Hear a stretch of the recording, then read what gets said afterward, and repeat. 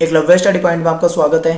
मेरा नाम सत्येंद्र प्रताप है और आज के इस वीडियो में हम देखेंगे क्लास 11th का चैप्टर है। ये फर्स्ट चैप्टर है सेकंड बुक का और 10th चैप्टर मैं आपको 2 से 4 दिन में अवेलेबल करवा दूंगा।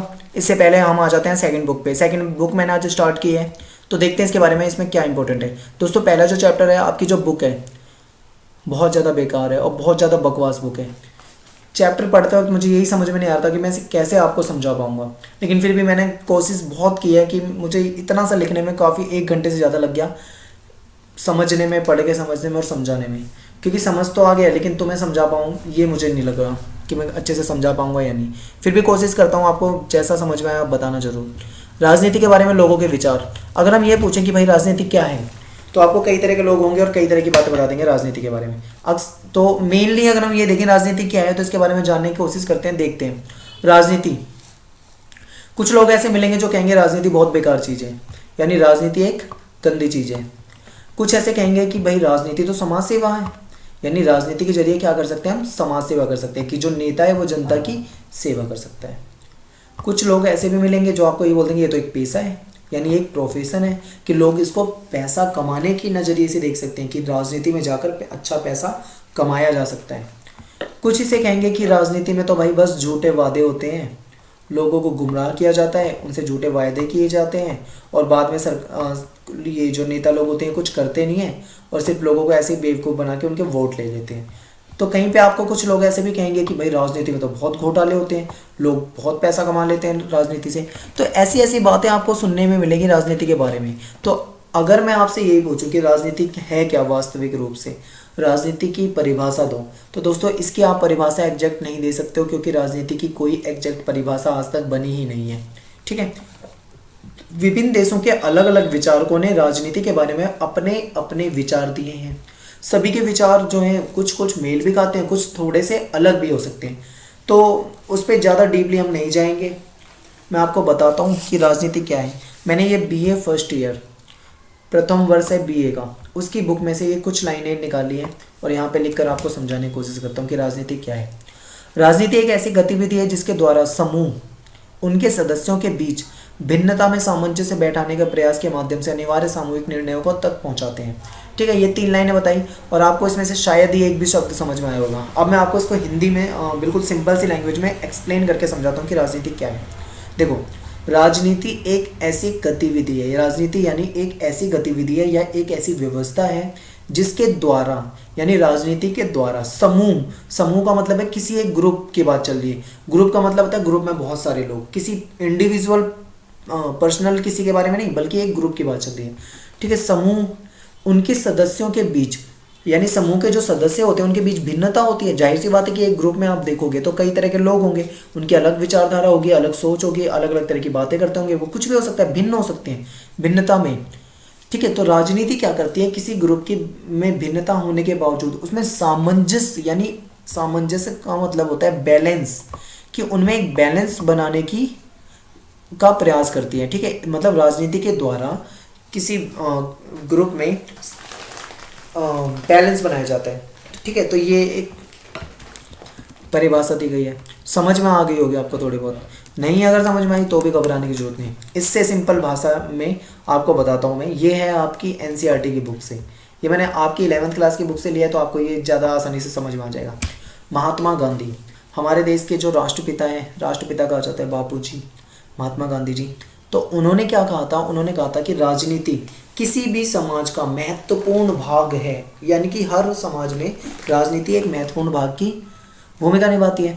महात्मा गांधी ने यह कहा था कि राजनीति सांप की कुंडली की तरह है, हमें जकड़े हुए, जैसे सांप नहीं अपनी कुंडली में किसी को जकड़ लेता है, ऐसी राजनीति ने हमको चारों तरफ से जकड़ रखा है और हमें इससे जूझने के अलावा कोई दूसरा रास्ता हमारे पास नहीं है। ऐसा कहा था गांधी जी ने राजनीति के बारे में। यानी इसका मतलब ये हुआ कि भाई राजनीति जो है राजनीति के द्वारा समाज में शासन चलाया जाता है।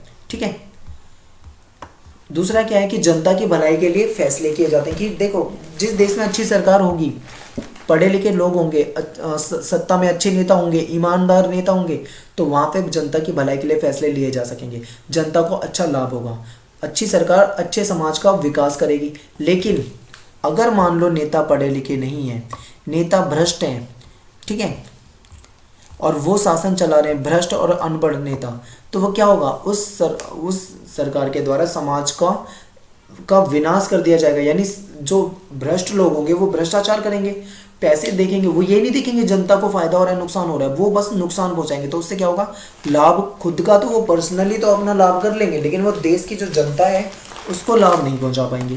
तो ये कुछ राजनीति की बातें हैं। उम्मीद करता हूँ आपको थोड़ा बहुत तो समझ में आया होगा। ठीक है, और लोग, अब यहाँ से मैंने बता दिया कि कुछ लोग राजनीति को ऐसा बोलते हैं, कुछ लोग राजनीति को ऐसा बोलते हैं, सारी बात मैं बता चुका हूँ। देखते हैं कि राजनीति सिद्धांत क्या है। विभिन्न देशों के सामने कुछ राजनीतिक समस्या आ जाती है कि हमने पढ़ा है भाई कि हमारे देश में ये राजनीतिक समस्या है, वो राजनीतिक समस्या, कहीं ना कोई समस्या आ जाती है, और उन समस्याओं को कैसे सुलझाएं। बात आती है कि इन समस्याओं को कैसे सुलझाएं। तो उन समस्याओं को सुलझाने के लिए आवश्यकता पड़ती है राजनीतिक सिद्धांतों की। यानी राजनीतिक सिद्धांत जो है, राजनीतिक सिद्धांत कौन देता है, देखो जैसे ये मैंने लिखा है, राजनीतिक सिद्धांत विभिन्न विचारकों द्वारा दिए गए। विचारक जैसे क्या थे, ये बहुत ज़्यादा सुकरात, यूनान में बहुत फेमस व्यक्ति थे और राजनीति की बहुत अच्छे नॉलेज थी इन्हें, और बहुत अच्छी अच्छी बातें बताई है सुकरात ने। इनके शिष्य थे प्लेटो ने बाद में, सुकरात को क्या हुआ था, यूनान में उन्होंने जहर वहर दे के मार दिया था वहाँ के जो भी मतलब रहा होगा राजा वगैरह। उसके बाद उनका शिष्य था प्लेटो, उसने एक पुस्तक लिखी है राजनीति के बारे में, बहुत अच्छी अच्छी बातें बताई हैं। अरस्तु देखें तो अरस्तु जी ने बहुत अच्छी अच्छी बातें बताई थी। चाणक्य हम देखें तो चाणक्य ने चाणक्य ने अर्थशास्त्र नामक पुस्तक लिखी है। नाम बेशक से इसका अर्थशास्त्र है, लेकिन ये जो विषय है इसका वो राजनीति के ऊपर है। चंद्रगुप्त मौर्य के दरबार में प्रधानमंत्री थे, ये उनके गुरु थे। महात्मा गांधी ने भी स्वराज के बारे में बताया, भीमराव अम्बेडकर ने भी समानता वगैरह बहुत सारी चीज़ें बताई हैं। तो इस तरीके से कई बड़े बड़े विचारक रहे। ये सभी नेता नहीं थे, याद रखना कि ये नेता नहीं थे, लेकिन फिर भी इन्होंने जो विचार दिए हैं, जो सिद्धांत दिए हैं, जो राजनीतिक इन्होंने सिद्धांत बताए हैं, आज भी इनके द्वारा बनाए गए राजनीतिक सिद्धांतों का इस्तेमाल हमारे नेताओं के द्वारा किया जाता है। ठीक है, ये विचारक थे। तो राजनीतिक सिद्धांत क्या होते हैं, राजनीतिक समस्याओं को सुलझाने में मदद करते हैं। तो आपको समझ में आ गया होगा। ठीक है, जैसे जैसे वक्त बदला राजनीति बदलती गई, विचारकों के व्यू जो होते हैं, क्या बोलेंगे, व्यू को, लोगों के विचार जो है वो धीरे धीरे बदलते गए। अब देखते हैं राजनीतिक सिद्धांत में हम क्या क्या पढ़ेंगे। इस राजनीतिक सिद्धांत के तहत हम क्या पढ़ेंगे, सबसे पहले देखो एक टॉपिक है स्वतंत्रता, समानता, धर्मनिरपेक्षता। ये सारे टॉपिक हैं, जहाँ तक मुझे पता है बहुत ईजी टॉपिक है। पहला चैप्टर ही मुझे बेकार लग रहा है, उम्मीद है कि आगे के चैप्टर अच्छे होंगे। मैंने पढ़े नहीं है, लेकिन मैं पढ़ूंगा तब आगे वीडियो बनाऊंगा तब मुझे पता लगेगा कैसे है। ठीक है, ये जो टॉपिक है सामाजिक न्याय, अधिकार, शांति, अच्छे टॉपिक हैं ये सभी। नागरिकता हो जाएगा, राष्ट्रवाद हो जाएगा, विकास। तो ये सारी चीज़ें हम पढ़ेंगे राजनीतिक सिद्धांत में। और राजनीतिक सिद्धांत का जो दायरा है ना दोस्तों, बहुत ज़्यादा बड़ा है।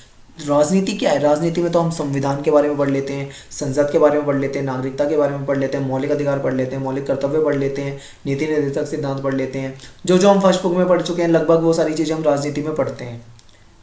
लेकिन राजनीतिक जो सिद्धांत है ना, उसमें हम वो तो चीज़ पढ़ते ही हैं, प्लस में उससे भी ज़्यादा एक बहुत बड़े दायरे में पढ़ते हैं। और तुम्हारी जो 11th क्लास की बुक है इसमें एक छोटा सा दायरा ही दे रखा है इन सभी के बारे में। जैसे हम स्वतंत्रता है, आपकी बुक में एक चैप्टर होगा स्वतंत्रता। अब क्या है स्वतंत्रता, तो स्वतंत्रता हम पढ़ चुके हैं मौलिक अधिकारों में, अगर आपको याद हो।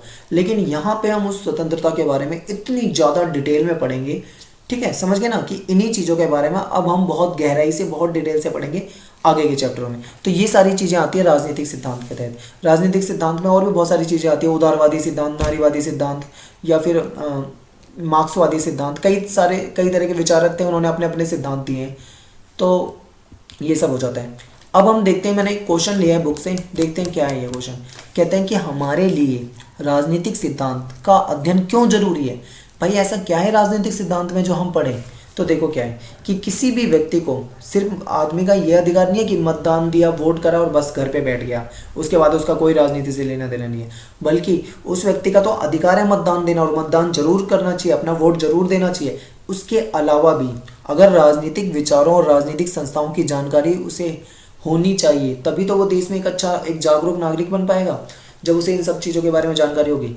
दूसरे नंबर पे आता है राजनीतिक सिद्धांत। राजनीतिक सिद्धांत से व्यक्ति अपने अधिकारों के प्रति जागरूक होता है। क्या होता है दोस्तों, राजनीतिक सिद्धांत से व्यक्ति अपने अधिकारों के प्रति जागरूक हो जाता है। तीसरे नंबर पे पॉइंट बनाया है, राजनीतिक सिद्धांत के अध्ययन के माध्यम से हम बहस में भाग लेते हैं। जब हम दूसरों से बहस करते हैं तो हमें पता चलता है कि किसी विचार यानी कि किसी विचार के बारे में हम कितना अच्छा सोच पाते हैं, कितना तर्कसंगत सोच पाते हैं।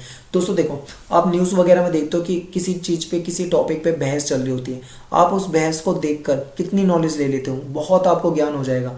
मान लो आप उस टॉपिक के बारे में अच्छे से नहीं जानते हो, लेकिन आप देख रहे हो कि वो एक्सपर्ट लोग हैं, उस पर बहस कर रहे हैं, उसके अच्छे बुरे पॉइंट बता रहे हैं, तो हम उससे हमें नॉलेज बढ़ती है ना। इसी तरीके से हम किसी टॉपिक पे अगर बहस करते हैं तो उससे हमें पता लग जाता है कि हम उस टॉपिक के बारे में कितना तर्कसंगत, यानी कितना अच्छे से हम उसके बारे में सोचते हैं।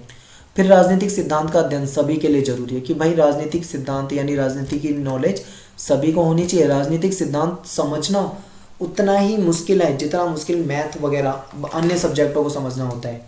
ठीक है, इतना आसान नहीं है ये सब।